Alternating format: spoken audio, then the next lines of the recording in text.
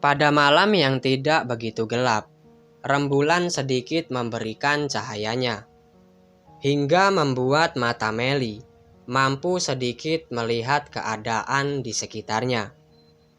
Meli yang baru saja memasuki kampung itu mencoba menenangkan pikirannya. Dia perlahan berjalan, sambil terus melihat ke area kampung itu, dengan harapan menemukan Rido, kekasih hatinya. Tiba-tiba tepat di hadapannya, Meli melihat seorang nenek bertongkat berjalan membelakanginya. Badan Meli gemetaran. Ini nenek manusia apa setan ya? Ya Tuhan, lindungilah hambamu ini, gumam Meli pada saat itu. Dia lalu memberanikan diri untuk menyapa si nenek yang berjalan mendahuluinya. Maaf nek, saya mau nanya. Nenek lihat seorang pemuda masuk sini nggak? Saya lagi mencarinya, tanya Meli kepada nenek itu. Tidak usah kau cari, nanti kamu juga bakalan ketemu. Karena setiap manusia yang sudah masuk ke desa ini, dia akan menjadi warga di sini untuk selamanya. Si nenek menjawab tanpa menoleh ke arah Meli. Nenek itu pun melanjutkan perjalanannya. Sejenak Meli pun terdiam. Dia bermaksud mau nanya kembali kepada nenek itu, tapi si nenek sudah tidak ada. Apa maksud dari si nenek tadi ya? Pikir Meli bingung pada saat itu. Begitu lagi berjalan, bagai maling yang mengendap-endap. Sesaat Meli melihat anak-anak yang bermain kelereng, dan wanita yang lagi menyisi kutu di kepala teman wanita satunya lagi. Dia juga melihat wanita parubaya yang sedang menyapu di teras depan rumahnya. Ini semua sama persis dengan yang Diki tadi lihat. Selagi diselimuti berbagai pertanyaan dalam benaknya, tiba-tiba Meli melihat seorang anak sedang memakan mentah daging kelinci. Mulutnya berlumuran darah. Meli terus melihatnya. Anak itu terdiam, kemudian menoleh ke arah Meli. Matanya melotot, lidahnya menjulur keluar. Gigi bertaring dan rambutnya gondrong acak-acakan. Perlahan Meli pun mundur, menjauhi sosok itu. Meli menjerit ketakutan dan lari pontang-panting, tanpa arah tujuan. Sesaat dia berhenti, sambil melihat ke belakang. Takutnya nenek itu masih mengejarnya, tapi ternyata tidak. Namun begitu mengembalikan badan, nenek yang tadi ada sudah berada di hadapannya. Nek, tunggu. Meli teriak menghampiri si nenek. Si nenek itu pun berhenti. Belum juga Meli ngomong, si nenek membalikan badan menghadap ke arah Meli. Saat itu Meli kaget luar biasa. Meli melihat sosok nenek itu, matanya merah menyala, dan mukanya rusak. Nenek itu kemudian tertawa, cekikikan sambil mendekati Meli. Meli menjerit ketakutan. Dia hanya bisa memejamkan mata dan melipatkan tangan di dadanya. Jangan ganggu aku, Nek. Aku nggak salah apa-apa, ucap Meli memohon kepada nenek itu. Tap, sebuah tangan meraba pundak Meli. Meli pun menjerit semakin jadi. Ini aku Mel, Rido, ucap sebuah suara. Begitu Meli membuka matanya, ternyata Rido sudah berada di hadapannya. Meli pun memeluknya dengan erat. Ternyata kamu, Beb. Iya Mel, kamu kenapa di sini? Nih tempat benar-benar angker, tanya Rido kepada Meli. Aku nyusul kamu, aku khawatir. Lagian kamu kenapa masuk ke sini? Meli balik bertanya. Aku juga nggak tahu Mel. Awalnya aku mimpi. Begitu aku tersadar, aku ada di tempat ini. Aku benar-benar tidak tahu sama sekali. Maafkan aku sudah membuat kamu takut, jawab Rido kepada Meli. Ya sudah, kita bahas di luar saja nanti. Yang penting kita harus keluar dulu dari tempat ini. Ini tempat benar-benar tempat setan, kata Meli kepada Rido. Iya Mel. Rido pun memegang tangan Meli dan mereka beranjak pergi mencari jalan keluar. Namun Meli seakan lupa dari mana arah tadi dia masuk. Terus kita ke arah mana Mel? Aku masuk sini kan gak sadar. Mungkin kamu lebih tahu, tanya Rido kepada Meli. Aduh Beb, kenapa aku lupa ya? Jawab Meli kepada Rido. Mereka pun berhenti sejenak. Mau kemana kalian? Tiba-tiba seorang bertanya dari arah belakang. Serentak Rido dan Meli membalikan badannya. Betapa kagetnya mereka. Terlihat sosok kakek tua dengan kepalanya yang hampir putus dan mukanya hancur sedang berada di hadapan mereka. Akhirnya, Meli dan Rido berteriak pada saat itu. Siapa kamu? Dengan tubuh gemetar Rido bertanya. Sementara Meli ngumpet di belakang tubuh Rido, merasakan takut yang luar biasa. Gak usah kalian tahu siapa aku. Yang harus kalian tahu, sampai kapanpun, kalian tidak akan bisa keluar dari tempat ini. Kalian sudah menjadi warga di sini, jawab kakek itu kepada Meli dan Rido. Ayo Mel, kita pergi. Rido dan Meli pun lari meninggalkan sosok kakek yang menyeramkan itu. Mereka terus berjalan.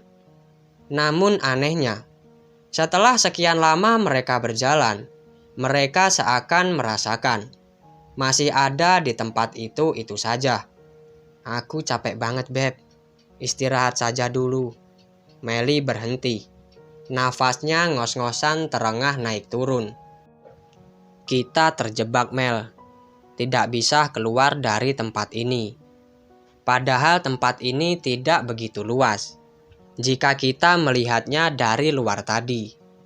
Bahkan kita tak mampu melihat adanya pagar pembatas tempat ini. Tempat ini seakan-akan tidak ada ujungnya, kata Rido kepada Meli. Terus kita gimana Beb? Aku nggak mau tinggal di sini selamanya. Semoga saja Diki dan Laras kembali ke sini membawa orang yang mampu untuk mengeluarkan kita, ucap Meli ketakutan. Selagi mereka ngobrol, mereka melihat banyak sosok yang menyeramkan. Semua keluar dari pintu rumah, berjalan mendekati Rido dan Meli. Sosok tubuh tanpa kepala, muka kuda berbadan manusia, dan anak kecil yang sedari tadi bermain kelereng tiba-tiba berubah menjadi sosok yang sangat menyeramkan. Semua mata melotot ke arah mereka. Aku takut Beb, kata Meli kepada Rido. Tenang sayang, kita harus mengalahkan rasa takut ini. Kamu harus tetap pegang erat tanganku, supaya kita tetap bersama. Bacalah doa semampumu dan yang kamu tahu, ucap Rido menenangkan Meli. Kembali menceritakan Diki dan Laras yang baru saja sampai di rumah Pak Kades. Permisi Pak, Diki mengetuk pintu. Iya, jawab Pak Kades sambil membuka pintu. Oh kalian, kata Pak Kades. Iya Pak, tolong teman kami Pak. Tanya basa-basi Diki langsung minta tolong. Memang kenapa dengan teman kalian? Tanya Pak Kades yang heran. Kedua teman kami masuk ke hutan yang dipagar itu Pak, jawab si Diki. Waduh, Bapak kan sudah peringatkan, jangan masuk tempat itu, kata Pak Kades kepada Diki dan Laras. Nggak tahu Pak, teman kami seakan-akan ada yang menuntun untuk masuk ke sana, jawab Diki kepada Pak Kades. Jalan satu-satunya kalian harus menemui kuncen gunung ini, kata Pak Kades memberi solusi. Di mana Pak tempat kuncen itu? Tanya si Diki. Di ujung desa ini. Di sana ada rumah satu-satunya yang berada di tengah sawah.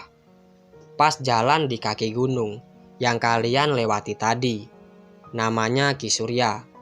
Terang Pak Kades. Oh iya, terima kasih Pak. Kita segera ke sana. Jawab Diki kepada Pak Kades. Ya sudah, semoga kalian berhasil. Pungkas Pak Kades.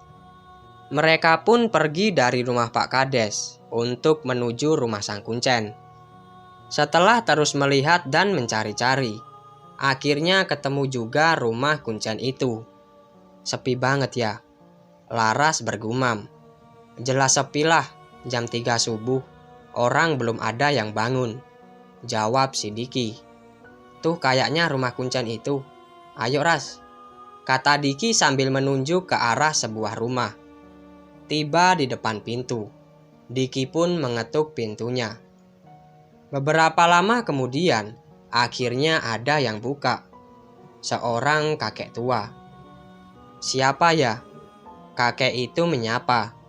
Maaf, apakah benar ini rumahnya Ki Surya? Tanya si Diki. Iya benar, saya sendiri. Jawab kakek itu, yang ternyata adalah Ki Surya. Kita pendaki gunung Ki. Kami mengadakan camping di puncak. Kami mau minta pertolongan. Jawab Diki langsung pada pokok masalahnya. Masuk kalian. Kita ngobrol di dalam saja. Ajak Ki Surya. Mereka pun masuk ke rumahnya. Pertolongan apa yang kalian maksud?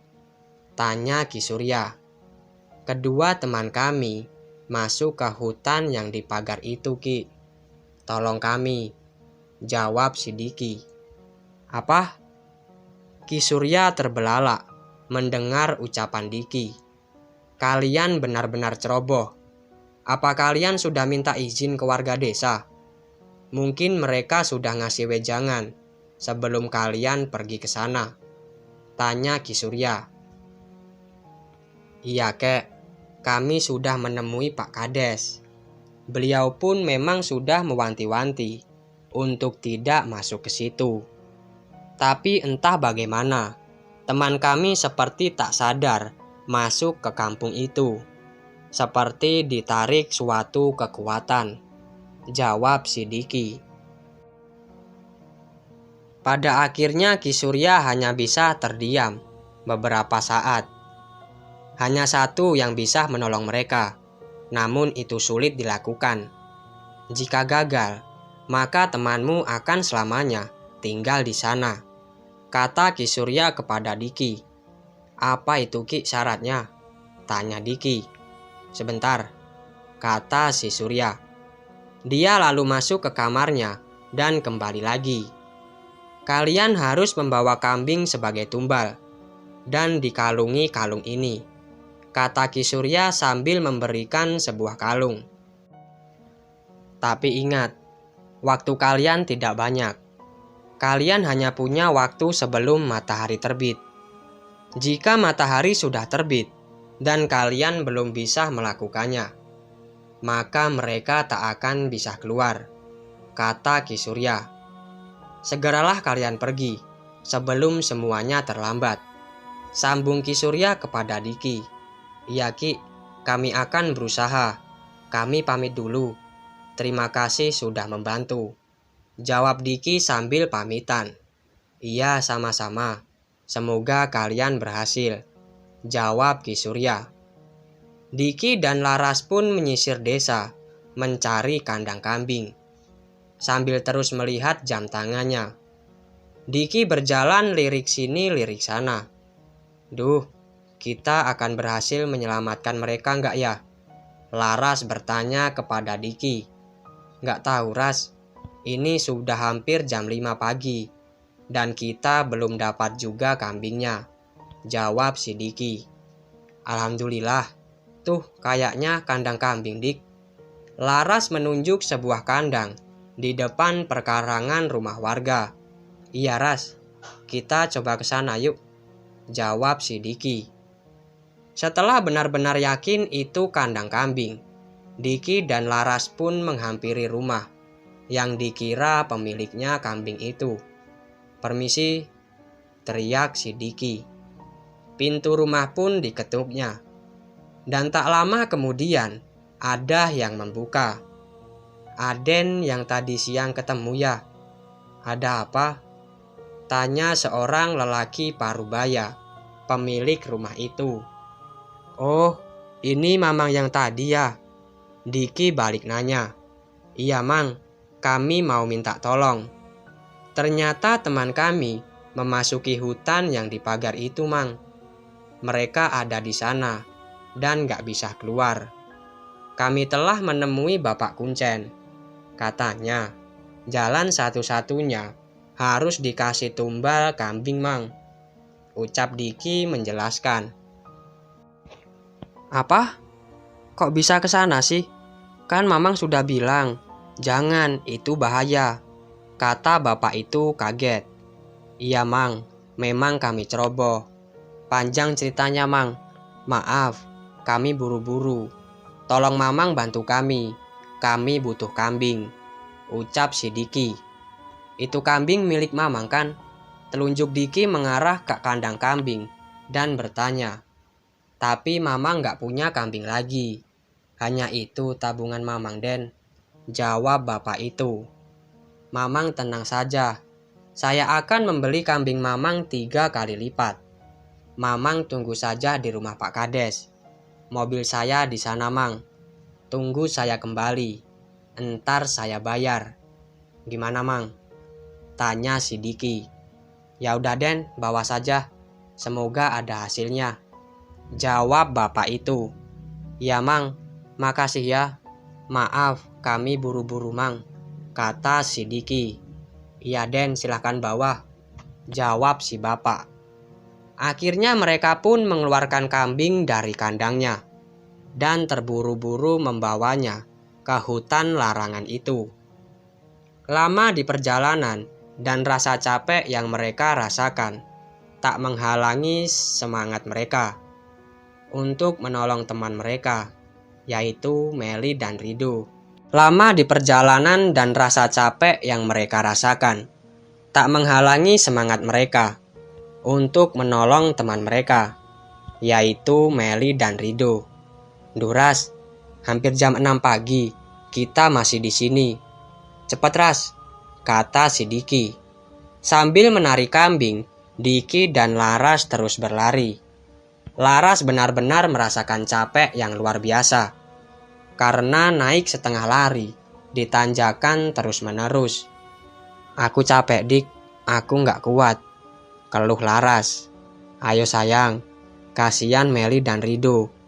Kita harus selamatkan mereka. Mereka kan teman kita," kata Diki menyemangati. "Iya Dik, aku tahu. Tapi tenagaku sudah habis," jawab Laras. Seraya berhenti dengan nafasnya yang ngos-ngosan. "Ya udah, kamu jalan pelan saja. Ikuti aku dari belakang. Biar aku jalan agak cepat. Setelah sampai di sana, kamu tunggu aku di tenda dan beresin semua barang kita. Entar aku ke sana. Doakan saja agar aku bisa pulang membawa Meli dan Rido," kata Diki kepada Laras. "Ya sudah, gak apa-apa. Aku sendiri saja. Entar aku tunggu di tenda," jawab si Laras. "Jaga dirimu baik-baik ya," kata Diki. "Iya sayang, semoga berhasil," jawab si Laras. Akhirnya Diki meninggalkan Laras dan berjalan pelan karena kecapean luar biasa. Tepat di jam 6 pagi, Diki baru sampai di depan pagar hutan itu. Tanpa menunggu lagi, Diki langsung memasangkan kalung pemberian kuncen itu di leher kambing yang dia bawa dan menggiringnya masuk ke dalam pagar. Kambing itu pun masuk ke dalam desa itu. Dengan harap-harap cemas, di luar pagar Diki menunggu hasilnya. Dan ternyata, di dalam hutan kini terlihat Rido sambil memeluk Meli yang pingsan. Mereka dikelilingi oleh makhluk-makhluk aneh. Tubuh Rido menggigil, merasakan takut luar biasa. Dia tak bisa lari meninggalkan Meli yang sedari tadi pingsan karena takut. Di sana juga terlihat sosok wanita aneh.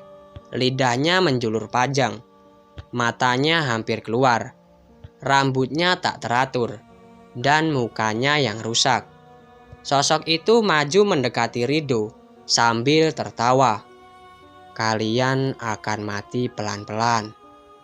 Jasadmu akan membusuk di sini, dan ruh kalian akan menemani kami di sini untuk selamanya, kata sosok menyeramkan itu. Wanita itu berkata cempreng gak jelas dan sambil tertawa. Rido tak bisa berkata apa-apa. Dia hanya merasakan takut yang luar biasa. Dan akhirnya, tiba-tiba datang seorang kakek yang kepalanya hampir putus dan bermuka hancur. Dia menghampiri Rido sambil membawa daun yang ditekuk berisi darah. Minumlah, kata kakek itu. Gak mau, itu darah. Pergi kalian, jangan ganggu kami, kata si Rido. Kakek itu lalu tertawa, memecahkan suasana. Pegang dia, aku akan paksa dia minum ini, kata si kakek.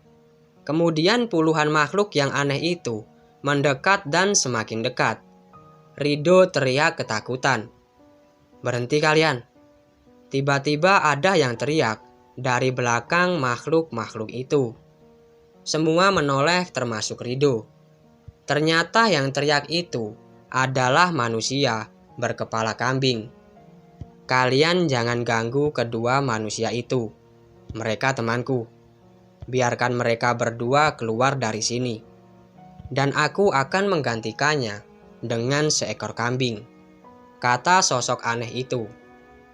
Sesaat semua terhenti. Tak lama setelahnya, semua makhluk aneh tersebut mendekati manusia berkepala kambing itu. Pergi dulu kalian, aku akan kembali setelah kedua manusia ini keluar.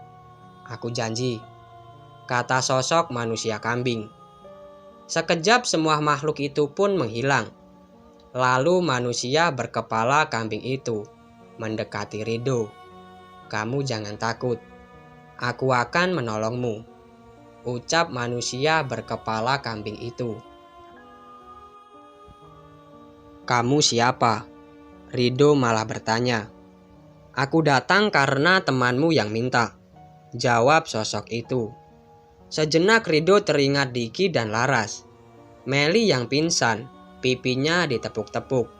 Bangun sayang, bangun. Dan dengan beberapa kali tepukan, akhirnya Meli sadar dan langsung teriak ketika melihat manusia kambing itu.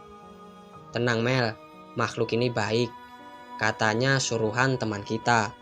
Mungkin Diki dan Laras yang melakukannya. Ayo kita pergi, ucap Rido sambil menarik Meli berdiri. Kalian akan kuantar ke pintu pagar. Ayo ikuti aku, kata sosok manusia kambing itu. Meli dan Rido pun mengikutinya. Selagi berjalan, Rido bertanya, maaf, kalau boleh tahu ini tempat apa ya? Ini tempat pesugihan.